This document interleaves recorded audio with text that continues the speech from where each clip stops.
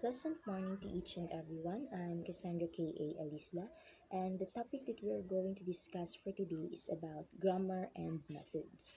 But before we start, let us first define what is grammar and methods. Grammar is the way we arrange words to make proper sentences.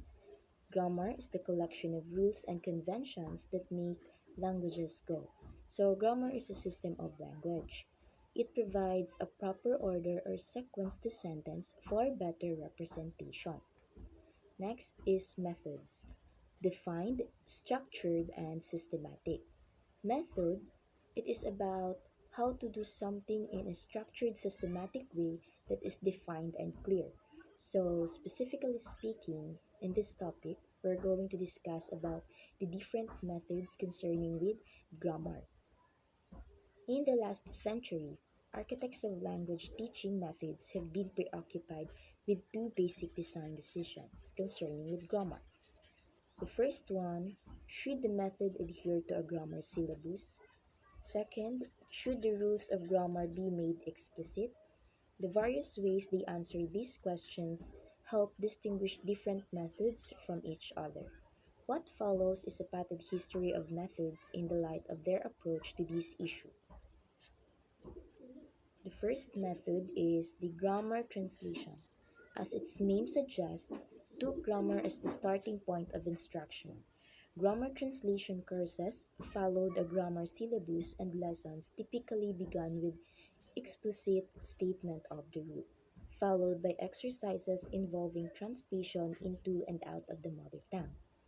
So, grammar translation, also known as classical method. This method was mainly used from 1466 to 1535.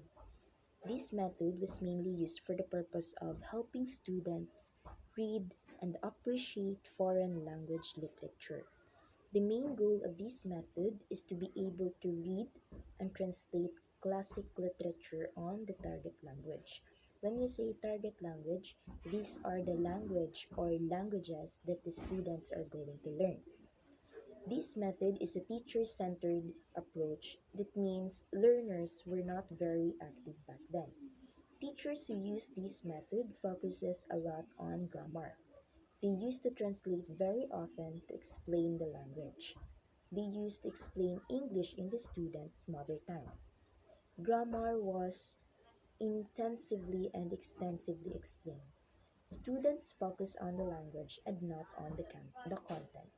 With this method, students become more familiar with the grammar of their mother tongue when they're explicitly analyzing the grammar of the foreign language that they are learning. The second one is the direct method, which emerged in the mid to late 19th century, challenged the way that grammar translation focused exclusively on the written language. By claiming to be a natural method, the direct method prioritized oral skills, and, while following a syllabus of grammar structures, rejected explicit grammar teaching. The learners, it was supposed, pick up the grammar in much the same way as children pick up the grammar of their mother tongue simply by being immersed in the language. So, direct method, also known as natural method. In contrast to grammar translation, in this method, there is a lot of demonstration, dramatization, and different strategies to explain meanings without using students' mother tongue, because students get an immediate and direct experience with the language by having close and constant contact with the language. For example, if we are teaching English inside the classroom, following the direct method would mean to live our life inside the classroom, avoiding the use of native language at all cost. Its focus is clearly oral skills. That means listening and speaking, both monologue and interaction. In the direct method, they teach English by speaking English. Teachers show how English works by speaking and fostering natural interaction in English in the classroom and probably outside the classroom as well. The third method is the audiolingualism.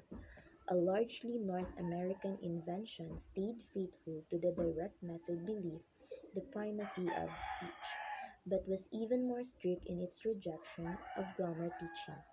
Audiolingualism derived its theoretical base from behaviorist psychology, which considered language simply a form of behavior to be learned through the formation of correct habits. So, audiolingualism is somehow similar with direct method in the sense that students were asked to communicate in the target language and not in their mother tongue. This method implies a lot of memorization, so there is no explicit grammar teaching. This method implies a lot of drilling and repetition until they could use the language naturally. It is a teacher-centered approach. Skills were taught separately, first listening, then speaking, and so forth. There is an emphasis on listening and speaking. The last method is the communicative teaching language or CLT. CLT or the communicative approach is an approach to language teaching that emphasizes interaction as both the means and the ultimate goal of study. The communicative approach focuses on the use of language in everyday situations or the functional aspects of language and less on the formal structures. There must be a certain balance between the two. It gives priority to meanings and rules of the use rather than to grammar and rules of structure. So, CLT or communicative learning teaching is a set of principles about teaching, including recommendations about method and syllabus, where the focus is on meaningful communication, not on structure, or use, not usage. The goal of CLT is for learners to acquire communicative competence in the target language. There are two approaches of CLT: the shallow end and the deep end. Shallow end did not reject grammar teaching out of hand. Grammar teaching in this approach is considered as inductive due to learners are not presented with a list of grammatical rules that they have to learn by heart, rather than they learn through inferring the examples through given by the teachers. And the last is the deep end, rejected both syllabus and grammar instruction, based on the belief that grammar is acquired unconsciously during the performance in those communicative situations.